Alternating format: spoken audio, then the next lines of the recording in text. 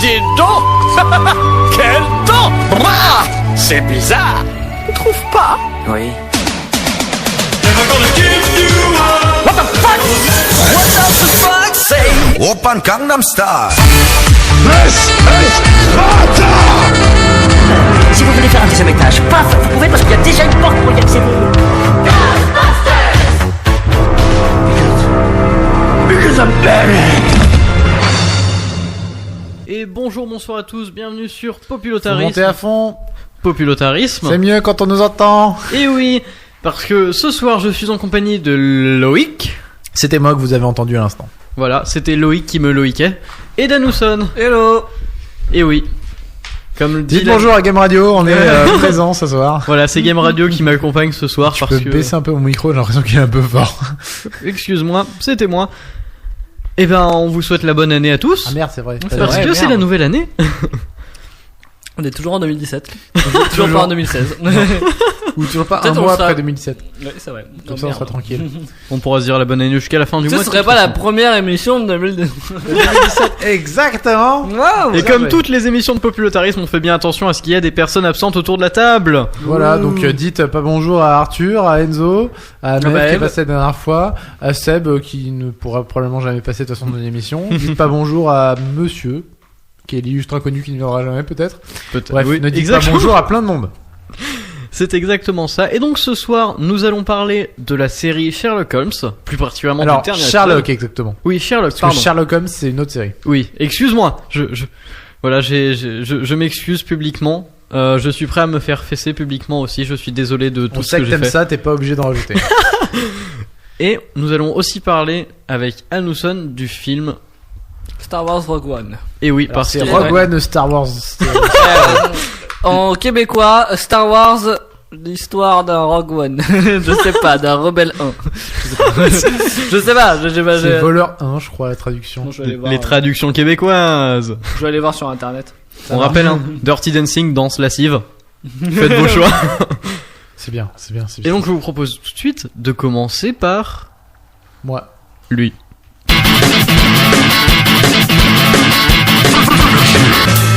Alors, juste avant que tu commences, c'est Rogue One, une histoire de Star Wars. Le Wow. titre D'accord. québécois. Ça va. Du coup, moi j'ai pas parlé Rogue One, une histoire de Star Wars. J'ai parlé de Sherlock. La série réalisée par Steven Moffat qui vraiment a décidé de résurrecter absolument tous les anciens grands classiques de la Grande-Bretagne. Le Necronomicon. Ouais, le Necromancien, Necronomicon, tout ça, c'est lui qui a résurrecté tout ça. J'adore le mot résurrecté. L'anglicisme. Pour vous faire un petit récapitulatif, bon, c'est un projet qui est né. Merde, j'ai pas marqué la date. Qui est né il y a un bout de temps. J'ai oublié de marquer la date. Vas-y, Bref. continue de parler. Non, c'est bon, t'inquiète. La saison 1 a été plutôt bien accueillie. L'arrivée en Grande-Bretagne s'est fait en grand bruit, si on peut dire. Elle est arrivée en France un tout petit peu plus tard sur France 4 et a été déplacée ensuite sur France 2 parce que les audiences étaient très bonnes. La saison 1 a reçu en termes de métacritique, donc en accumulation de critiques de l'internet, la note de 85 sur 100. Ce qui, dans le milieu, casse des culs. Voilà, je pense qu'il faut dire des choses bien. 2010, première série. Bim, Le 25 voilà. juillet 2010, 25 diffusion juillet 2010. originale. Oui, et d'ailleurs, ça a été une super, un bon plan com, parce que déjà, il y a eu un plan com de dingue. Et en fait, la série est sortie donc pendant l'été. Il faut savoir, un dimanche soir. Et l'été, c'est un peu la période de repos des séries normales, habituelles, si on peut dire. Donc, il n'y avait rien d'autre en concurrence. Et c'est pour ça que ça fait autant un carton. Mais bon, au Royaume-Uni, il faut savoir que la première série a fait 25% des audiences, avec 8 millions sur le premier titre, je crois. C'est Premier pas mal, épisode, déjà. Bref, truc de dingue. La saison 2 sort peu après. Je sais plus exactement combien de temps. Pareil, j'ai pas noté aucune date. C'est génial. Attends, fais comme s'il Et se elle passait est rien. considérée comme la meilleure des saisons de Sherlock. Elle est montée jusqu'à 10 millions d'audiences simultanées. Ça déconne pas quand même, au Royaume-Uni toujours. Et a cumulé un petit score de 91 sur 100 sur Metacritic. Hein. Ce qui dans le milieu explose des cacahuètes. Et maintenant on va finir avec la saison 3, peut-être un petit peu plus décevante. Et encore, c'est elle qui a la plus grosse passe d'audience. Donc saison 2 2012, saison 3 2013. 2014. Donc voilà. La saison 3 a un petit retour décevant. C'est vrai qu'on sentait que la saison était pensée pour... que la série était pensée pour 2 saisons. On pense... Bon, je vais vous spoiler un petit peu la saison 2. Un personnage principal meurt dans la saison 2.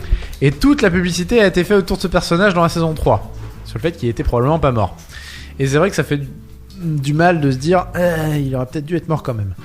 Donc voilà, on sent que c'était pas pensé à la saison 3, mais elle arrive, elle est quand même plutôt bonne. Elle a accumulé donc les meilleurs scores d'audience avec 33,8% de l'audience simultanée à ce moment-là. Donc un tiers des grands bretons était devant Sherlock quand il est sorti, mais ça ne représente que 9,2 millions parce qu'il y avait moins de monde devant la télé à ce moment-là. Saison 3 a accumulé quand même 88 sur 100 Metacritic. Plutôt cool. Donc voilà, et on arrive du coup avec les 2 derniers épisodes qui sont sortis. L'épisode de Noël de l'année dernière, l'horrible marié, si je me rappelle bien, l'effroyable marié, exactement, la traduction, et le premier épisode de cette 4ème saison qui est sorti le 1er janvier de cette année. D'ailleurs maintenant ça sort à Noël, ça fait beaucoup penser aussi au format Doctor Who, avec l'épisode de Noël qui a annoncé la série qui allait venir. On sent la petite touche Moffat. Donc voilà, l'épisode de l'année dernière, l'effroyable marié, était un peu particulier. C'était un épisode qui mixait des scènes dans l'époque victorienne, l'époque de base de Sherlock Holmes, et qui revenait un petit peu de temps en temps sur l'époque actuelle. Ça donnait un scénario, alors en fait ça donnait des visuels très intéressants, des histoires très cool, parce que Sherlock dans l'époque victorienne c'est cool, mais avec un scénario qui en pâtissait du coup un petit peu. Parce que le scénario galérait à expliquer pourquoi est-ce que les gens étaient à ce moment-là, et la solution qui paraît à la fin est pas oufissime. Ça crée un espèce d'épisode un peu bizarre, un peu psychologique, pas psychologique mais psycho tout court. Enfin, qui te fait partir dans des hallucinations et tout, psychédélique sur les bords, avec des hallucinations victoriennes et tout, c'est un peu particulier. Et c'est donc c'est le nouvel épisode qui est sorti le 1er janvier de cette 4ème saison. L'épisode s'appelle les Six Thatcher, donc The Six Thatcher. Mon accent anglais est pitoyable. Donc voilà, qui raconte donc une nouvelle enquête de Sherlock Holmes après le retour. Merci de l'éloigner de ta bouche. Après le retour théorique de Moriarty dans l'épisode précédent. Oh mon dieu, c'est du spoil! Ouais, un petit peu, mais on s'en bat les couilles, vous avez vu la saison 3, c'est bon. Non. C'est nul. Et il faut savoir que cet épisode est un petit peu décevant, en tout cas pour ma part. On sent que Moffat commence à faire du Moffat. C'est-à-dire qu'il est très bon pour démarrer les séries. Souvent, il arrive bien à poser un univers, mais au bout d'un moment, il arrive un moment où il n'a plus d'idées et il recommence à faire la même chose. Ce qui n'est pas très agréable. On l'avait vu un petit peu avec Doctor Who, avec certains épisodes qui commençaient à être un peu redondants. On a l'impression de revenir sur les mêmes types d'épisodes en permanence. Les épisodes qui avaient marqué évidemment Doctor Who, qui avaient été excellents. On a l'impression qu'ils voulaient refaire la même parce que c'est vrai que ça avait fonctionné. Et là, c'est un peu pareil. Cet épisode 1 de la saison 4 rappelle beaucoup l'épisode 3 de la saison 3. Vraiment beaucoup. Avec les mêmes types d'enjeux, si on peut dire. Une finale forcément différente, mais des enjeux autour d'un personnage et des inconnus qu'on a autour de ce personnage qui ressemble beaucoup à l'épisode 3. On a aussi un espèce de Sherlock qui s'en bat un peu la race, c'est-à-dire que Moriarty est revenu, enfin est supposément revenu, on l'a fait revenir pour ça, et il faut savoir qu'on l'aborde presque pas dans l'épisode, parce que ce sera fait pour être abordé dans l'épisode suivant. Ce qui fait que ça donne un peu l'air d'un épisode filler, un peu bizarre, qui essaye de nous rappeler que la saison 3 était bien, mais sans plus. Bref, un épisode un peu décevant, après mon avis. Je sais que vous ne l'avez pas vu. Toi, t'as même pas vu les Sherlock, Hanson, je me rappelle bien. Mais voilà, et c'est probablement le premier vrai mouton noir, je dirais, de Sherlock. La série qui a pour l'instant réussi à chaque fois à faire un carton et un très très bon épisode. Alors j'ai pas beaucoup trouvé de retours si négatifs que ça. Mais après je pense qu'il y a le côté un peu Sherlock, comme il y a eu le côté Star Wars, c'est-à-dire quand Star Wars 7 est sorti, tout le monde disait que c'était génial, et maintenant que ça fait un an qu'il est sorti, tout le monde a dit bof hein, quand même. Donc voilà, je pense que ce sera vraiment l'épisode le moins bon de la série pour l'instant dans tous les cas. Après, Benedict Cumberbatch est toujours aussi bon. Martin Freeman, moi je suis toujours un gros fan, donc je m'incline à chaque fois qu'il fait une réplique. Donc voilà, la série est toujours aussi sympa à regarder. Mais vraiment, je l'ai regardé en faisant quelque chose à côté et je l'ai pas regretté. Ce qui est un peu dommage pour une série qui en plus a une type un peu particulière de format, puisque vous savez que les épisodes font à peu près 1h30 chacun. Et qu'il n'y a que 3 épisodes par saison, donc chaque épisode se doit d'être marquant en fait. Et bah là, j'ai l'impression d'avoir un épisode filler, un remake de l'épisode précédent, ce qui pourrait faire le lien avec une chronique qui parle d'un film de Star et de Wars. et qui a été continué, etc., tu vois. Je vois ce que tu veux dire. On va peut-être enchaîner du coup, Nathan, sur la suite.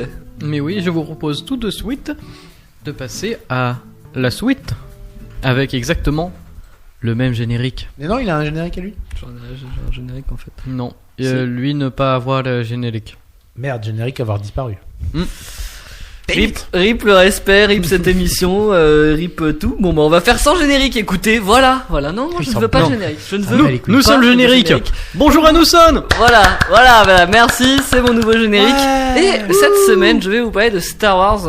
Promis, dans pas longtemps, j'essaierai de reprendre les séries. Surtout, j'en ai maté des très très bonnes des séries en ce moment. Petit clin d'œil à The Expenses. Si vous ne l'avez pas vu, allez regarder, c'est très sympa. En tout cas, cette semaine, on va parler de Star Wars Rogue One. Et oui, c'est le dernier Star Wars, le spin-off qui est sorti. Le pin-up le pin-up qui est sorti le 14 décembre 2016, donc l'année dernière, lol. Réalisé par notre copain Gareth Edwards, aussi connu pour Godzilla en Pour 2014. Monsters. Donc oui, Aussi, bon, ouais. moi j'avais la mauvaise référence, donc Mais voilà. Godzilla est pas si mal, hein. Moi je l'ai bien aimé en vrai. J'ai trouvé ça à chier. Bon, en tout cas, voilà. Donc c'est un Star Wars. Je suis pas sûr que j'ai besoin de représenter l'univers. Ça a été produit par Lucasfilm évidemment et par Walt Disney plus récemment qui a acquis les droits. Et du coup, c'est un spin-off qui prend place dans l'univers de Star Wars juste avant Star Wars 2, si je ne dis pas n'importe quoi. 4. 4. Un nouvel espoir. Oui, enfin oui, c'est 4, mais c'est le 2. Enfin bref. Non, c'est le 1. Avant Star Wars The New Hope, l'épisode 4 qu'on considère. Oui, voilà, c'est ça, oui. Bon, bref. Ce truc qu'a dit Loïc, écoutez Loïc, c'est la voix de la raison. Les 3 derniers sont les 3 premiers dans la timeline. Donc du coup, Premier de la trilogie. Ouais. Du coup, un Star Wars qui est basé sur la phrase qui est dit sur l'épisode 4, du coup. Oui. C'est ça. En 1977, le bandeau du film démarre par ça. C'est des espions rebelles ont réussi à voler les plans secrets de l'arme ultime de l'Empire, l'étoile de la mort, une station spatiale blindée avec assez d'énergie pour détruire une planète entière. Et tout le scénario est basé sur cette phrase-là. Voilà. Non, en gros, le film se base sur l'histoire de ces rebelles-là. Ça. Le scénar se base sur ça. Voilà, c'est les rebelles qui vont essayer de choper les plans de l'étoile noire pour que Luke Skywalker, si je me trompe pas, va détruire l'étoile noire. Faut savoir que c'est un film qui dure 133 minutes, donc un peu plus de 2 heures et demie. Et c'est ce qu'on pourrait lui reprocher, on va peut-être en parler un peu plus juste après, mais tout d'abord on va parler un peu de comment se présente le film. Donc c'est un Star Wars, ça représente plutôt bien l'univers Star Wars, enfin ça c'est mon avis un peu global, ça représente plutôt bien l'univers Star Wars. Les codes de direction et de réalisation du film sont très bien respectés, c'est-à-dire qu'on va avoir du Star Wars, on nous donne du Star Wars, c'est du Star Wars, sur partout, il y a du Star Wars partout sur les murs, et dans les murs aussi. Et c'est bien fait. Franchement, on est content en tant que fan de Star Wars. On va voir ce film, on en a plein les yeux. C'est beau, c'est très très beau. Il y a des très belles scènes aussi. Gros clin d'œil, attention, petit spoil, aux scènes de fin avec Dark Vador qui sont dignes d'une grosse réalisation. Franchement, qui moi m'ont épaté. Qui m'ont donné des petits frissons comme ça, des petits orgasmes. C'est passé vite de frisson à orgasme quand C'est même. ça. En tout cas, voilà, c'est moi perso, c'est un film que j'ai grandement apprécié, mais il a beaucoup de défauts. Il a beaucoup de défauts. C'est comment je pourrais expliquer ça déjà, est-ce que je peux demander ceux autour de cette table, est-ce que vous avez apprécié ce film, parce que je sais que vous l'avez tous vu. Eh ben non. Eh ben je sais que Loïc l'a vu. Et bah oui. Et du coup, qu'est-ce que t'en as pensé? Est-ce que tu l'as apprécié? Est-ce que tu l'as... C'est un bon épisode filaire. Ce qui n'est pas vraiment super compliment. En gros, ouais, c'est un épisode un peu oubliable de la série Star Wars quand même. C'est un spin-off qui n'a pas beaucoup d'intérêt. Parce qu'en fait, il raconte une histoire dont on connaît déjà la fin et presque déjà les aboutissements. Parce qu'en fait, en vrai, en 3 phrases, tout était expliqué presque dans le film, l'épisode 4 New Hope. Parce que tout est expliqué sur cette histoire. Donc c'est vrai que les enjeux, on s'en moque un peu. C'est pas la naissance d'un personnage, c'est pas la naissance de tout ça. Donc c'est un épisode un peu oubliable. Vraiment, ceux qui le regardent... Mais justement, c'est sur ça que je voulais... Mais il est beau, il est bien. c'est ça que je voulais rebondir, c'est que voilà, niveau direction, niveau musique, niveau tout ce qui est visuel, tout ce qui est musique, un peu artistique, ils ont rien foutu. Hein. Ils ont rien foutu, mais c'est Star Wars, donc du coup voilà, ça reste. Ils ont pris les anciennes, ils ont fait, regarde, on va faire. Ça va être mieux. C'est tout. Bon, en tout cas, c'est bien. Moi, j'ai bien kiffé visuellement, artistiquement, c'était très intéressant. Au niveau scénario, c'est vraiment, ça reste vraiment. En fait, j'ai un problème avec le fait que ce soit un épisode filler parce que je dirais scénaristiquement, je ne dirais même pas que ce soit un bon filler parce que c'est un filler de 2h30. Un peu moins de 2h30 et le problème avec ce filler là, c'est qu'on nous passe, comme tu l'as dit Loïc, c'est qu'on passe, on n'a pas d'enjeu. Oui, on n'a connaît pas la d'enjeu, on n'a pas d'enjeu sur ce truc, c'est-à-dire que tous les personnages qu'on nous propose, on sait quasiment tous qui vont peut-être pas s'en sortir. J'essaie de pas spoiler. Tu viens de spoiler la moitié, mais c'est pas grave. Hein. Mais en gros, voilà, on sait qu'ils sont pas tous contents, ou alors ils ont tous disparu, ou ils sont tous morts, on sait pas. Mais en gros, voilà, on le sait à peu près, qu'en tout cas ils apparaissent pas dans les autres. Surtout, on sait qu'ils vont réussir. Et qui en plus vont réussir. On sait qu'ils vont réussir. Du coup, le film prend facile 1 heure, voire un peu peut-être 45 minutes à présenter des personnages. Avec des scènes de montage, je trouve pas forcément bien montées sur le début du film. On dirait un montage de jeu vidéo, tu sais, où on présente les personnages les uns après les autres, ouais, mais sans les petits encarts. Ouais, voilà, on nous passe 45 minutes de personnages dont on s'en fout. Honnêtement, on s'en fout. Je pense on pourrait couper 45 minutes de film, arriver sur le moment où t'as la meuf, le personnage principal qui fait OK, on va chercher les plans et nous mettre juste des batailles spatiales pendant genre le reste et faire un film d'1h30. Tout le monde aurait été 10 fois plus content. Aussi. Comment ? Quand ils arrivent sur Jakku, pas loin. Oui, c'est ça. On aurait pu commencer le film 45 minutes plus tard. Au milieu de l'action, comme font ça. Beaucoup de Star Wars. Comme le problème, c'est que voilà, ce Star Wars là a décidé de commencer un peu plus tôt pour présenter les personnages. Au final, on se retrouve avec beaucoup de passages qui nous intéressent très peu. Moi, personnellement, c'est ce que disait Joueur du Grenier sur sa critique, mais non, c'était Seb du Joueur du Grenier qui disait que bah voilà, moi, mon cerveau, il s'est allumé à 45 minutes du film parce que tout le reste, vraiment, je m'en fous. Je pensais vraiment à un personnage qu'on a oublié, c'est Seth Guerrera, qui est un personnage qui est assez connu de la série, qui a fait plein de trucs. Tout le monde était vachement hype de le voir et il apparaît 30 secondes pour dire 2 phrases avec aucun sens et voilà. C'est parce qu'il fallait le mettre dans le trailer et du coup il a fait les 30 secondes de trailer, il est reparti. C'est ça. Et vraiment, non, parce que le personnage... trailer c'est pas le film du tout. Oui, en plus le trailer c'est pas du tout, voilà, il ne ressemble pas du tout au film. Bref, c'est un film qui est bien, mais qui sera oubliable, enfin qui sera oublié, je pense. Enfin non, qui sera pas oublié parce que c'est un Star Wars, mais qui n'apporte pas grand chose en tout cas. J'irais même plus loin, je sais que beaucoup de gens avaient dit le vrai problème aussi de ce Star Wars, c'est que plus que les personnages sont un peu oubliables parce qu'en vrai ils reviendront jamais, c'est un film avec des personnages qui n'ont pas d'enjeu.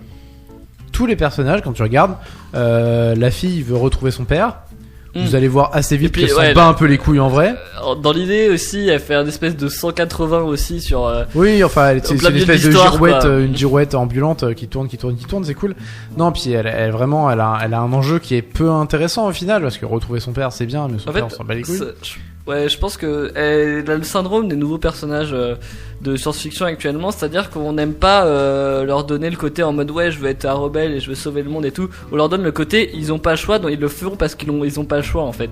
Et du coup, ça donne que on a l'impression que le personnage il est là à ses dépens. Il a pas envie d'être là. Parce que et elle fait vraiment pendant tout le film, elle a pas envie d'être là en fait. L'opération Rogue One, c'est elle qui l'amène alors qu'il y a aucune raison. Voilà, donc ça c'est un premier personnage. Le chef de la résistance là, enfin le pilote de la résistance, on sait pas ce qu'il fait là. Bah, il est rebelle. Ouais, c'est son nom, hein. Il s'appelle Il est rebelle. C'est presque son nom, quoi. Moi, c'est le nom que j'ai retenu en tout cas. Et vraiment, il sert à rien d'autre. Il a pas de but personnel. La seule chose qu'il veut faire, c'est servir la résistance. C'est tout. Les deux sidekicks rigolos, sympas avec. Bon, le j'ai chinois. perdu son nom. Ouais, mais j'ai perdu son nom. Il est trop connu, il est trop bien en plus. Et son collègue ne servent à rien du tout non plus. On sait pas pourquoi ils sont là. Ils sont juste là pour les suivre parce qu'ils les trouvent sympas. Oui, c'est vrai en plus. C'est vraiment littéralement ça. Et le pilote de l'Empire qui les aide, bah il est là parce qu'il les trouve sympas aussi. Et parce qu'on lui a dit, regarde, viens. Alors que le mec, t'as aucune raison de venir avec eux. C'est vrai que. Et au final, tous les personnages sont là. On a l'impression qu'ils sont tous là parce que Les Ouais, mecs, ça. on n'a pas de personnage. Bah, mettez ces droïdes là. C'est ça. Ça ne sont pas les droïdes que vous recherchez. C'est pas C'est- des droïdes, c'est des personnages principaux quoi. C'est ça. Et c'est le problème voilà, c'est un peu le problème du truc. Après, les personnages sont quand même assez charismatiques, je trouve. Les acteurs jouent plutôt pas mal. Moi, j'ai pas mal apprécié, en tout cas, leur Pour prestation. pour tout ce qu'on leur donne à jouer, oui.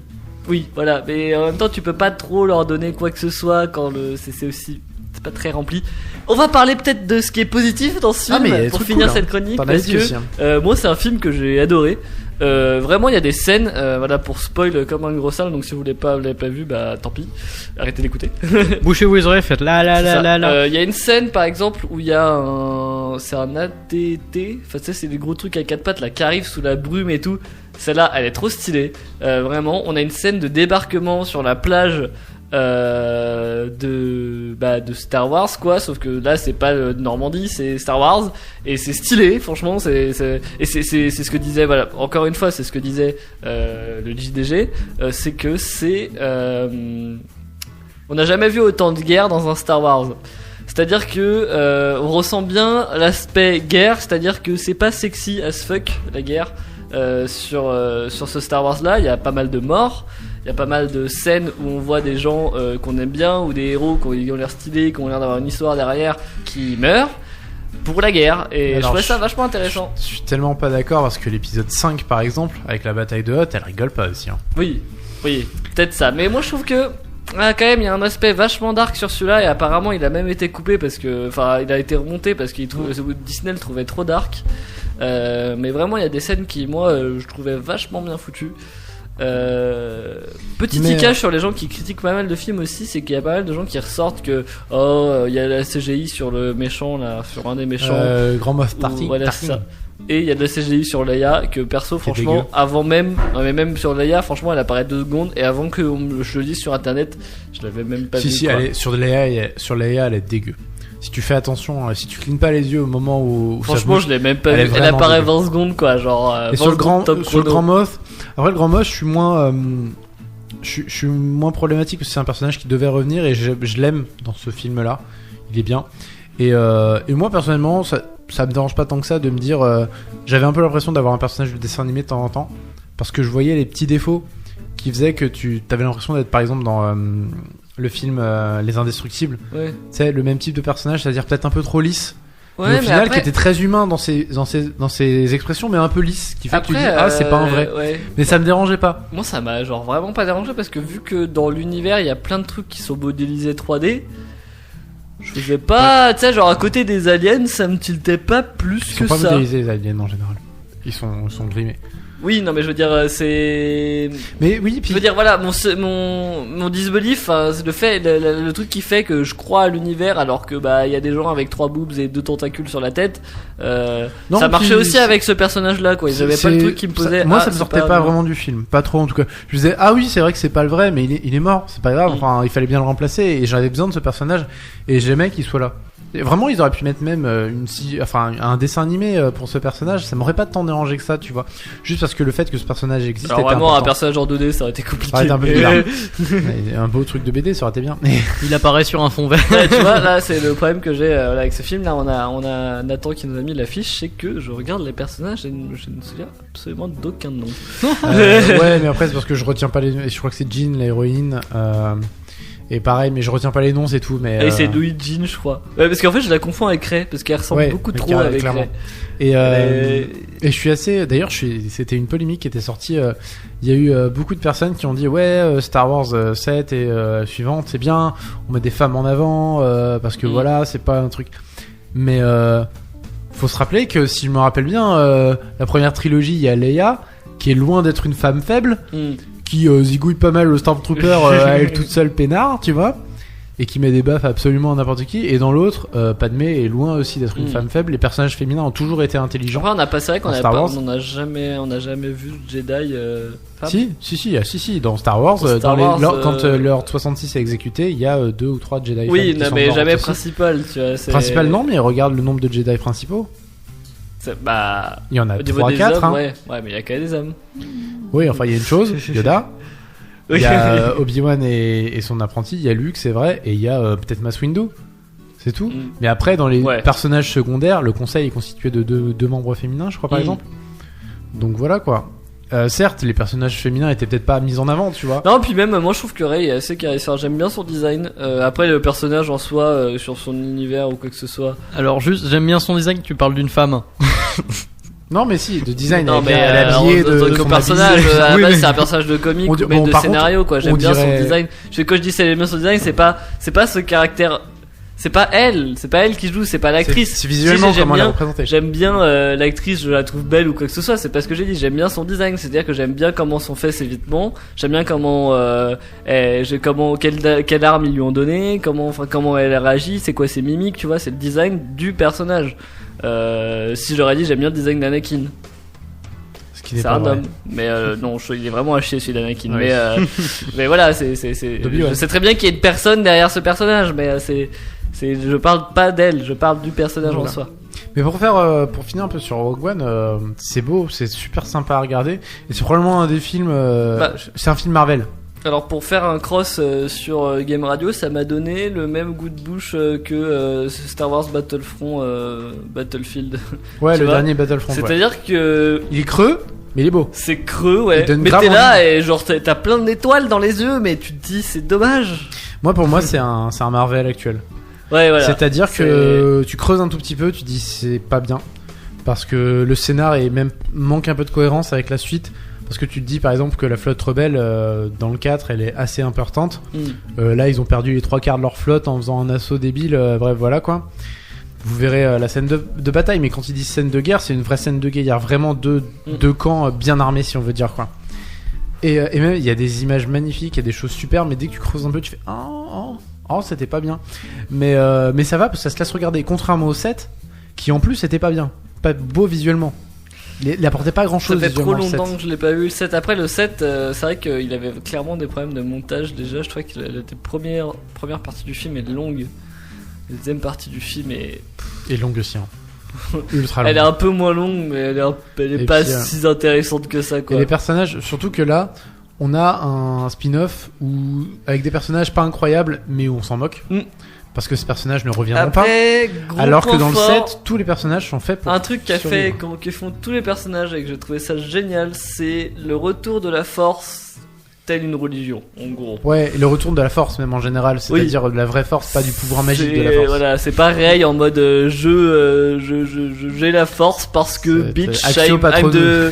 I'm the chosen one, tu vois, c'est pas ça. C'est ça, et puis pareil, pas la force en mode Wingardium C'est Leviosa, ça. tu vois, en mode c'est un pouvoir magique. Non, là c'est la vraie force, c'est une vocation, c'est une force qui te pousse. Et le personnage du moine, du chinois que j'ai complètement oublié son nom et que vraiment j'adore en plus, ça m'énerve d'avoir oublié son nom. Il est dedans parce que vraiment, genre, il parle de la force comme quelque chose de religieux, de quelque chose qui t'attire, qui va dans certains endroits, etc., qui te montre le chemin. Et pas de la force comme une espèce de pouvoir magique qui t'entend, on dit « Eh, mais c'était la force qui t'a guidé !» Eh regarde, je lève la bouteille. La force. C'est ça. Après, c'est, enfin non, franchement, c'est un film que j'ai beaucoup apprécié. Vraiment sur les dernières scènes avec Darth Vader, je les ai trouvées, mais genre vraiment génial. Alors- Faut vraiment en parler parce que je trouve que elles sont.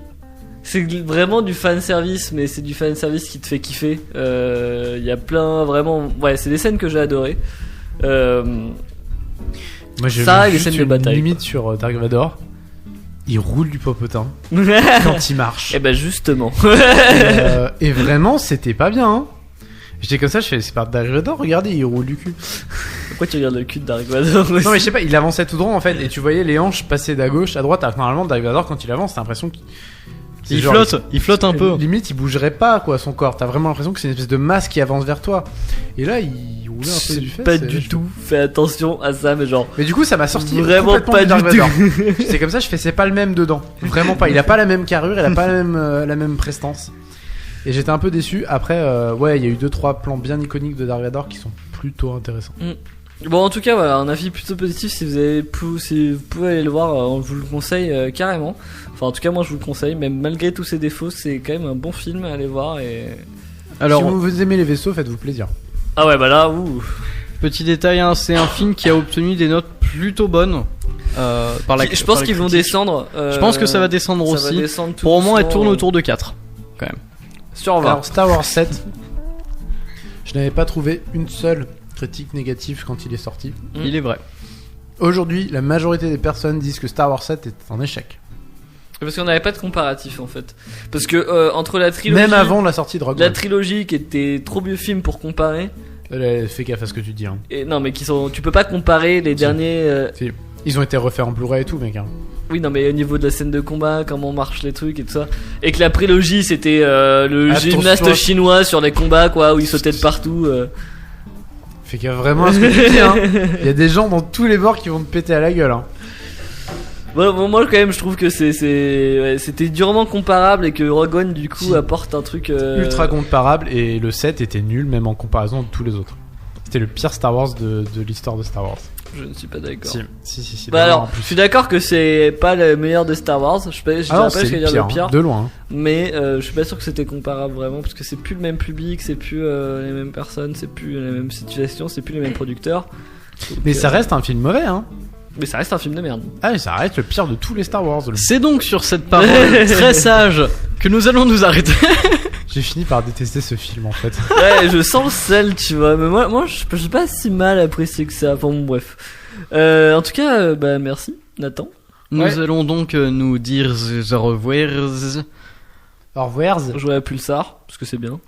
Au revoir. Oui, au revoir tout le monde. À la semaine prochaine. Ouais. En espérant que vous avez passé de bonnes fêtes, tout ça, enfin bref. Hein. Bonne année, tout ça. Santé, regardez Star Wars. N'hésitez pas à venir nous faire un coucou. Joyeuse Pâques, tout ça. Vous pouvez. Voilà. Faites-nous des signaux de feu. Se fumer, on dit, mais je les verrai pas moi. Faites les nuages de fumée, on s'en occupe. Des signaux de feu. On est à Paris, on voit rien avec la fumée, hein, tu sais. Il y a la pollution qui la Moi je les remplace. vois. C'est parce que t'es pas un très bon. Tu fais pas attention à ta communauté. Ouais, ça doit être ça. Alors peut-être un petit mot pour la fin, Nusson. Eh bien, bonne semaine à tous et on se retrouve la semaine prochaine. Loïc peut-être. Bonne journée à tous, mais on se retrouve pas la journée prochaine. Oh. Eh ben écoutez, passez une bonne semaine et à la semaine prochaine.